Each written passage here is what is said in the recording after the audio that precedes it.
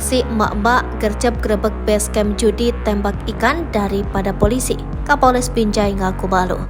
Emak-emak yang tinggal di Kabupaten Deli Serdang, Sumatera Utara mengaku geram dengan maraknya judi di kawasannya.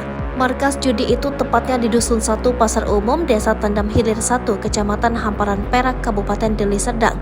Mereka kemudian menggerebek langsung lapak judi tembak ikan di wilayahnya pada Sabtu 12 Agustus 2023 sore.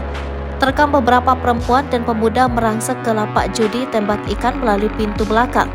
Terlihat ada beberapa pemain judi yang panik dan berhamburan melarikan diri. Tak perlu waktu lama, para ibu dan sejumlah pemuda langsung menghancurkan sejumlah mesin judi.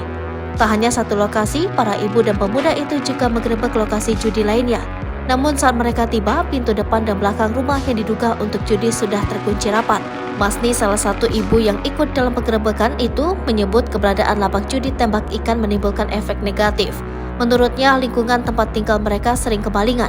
Bahkan tak jarang para ibu ribut dengan suami kerap ikut berjudi. Aksi penggerebekan ini pun membuat Kapolres Binjai malu karena kalah cepat dengan emak-emak. Kapolres Binjai AKBP Rio Alexander Panelewen merasa malu sebagai aparat keamanan karena emak-emak berhasil menggerebek lokasi judi. Pengakuan Kapolres Binjai malu tersebut disampaikan oleh Kapolres Binjai yang mengetahui bahwa anggotanya sendiri justru kalah cepat dari warga setempat. Kapolres mengaku polisi kurang gercep sebab masyarakat lebih cepat bertindak dibandingkan pihak kepolisian. Dalam kesempatan itu, Rio juga berjanji akan memberantas judi.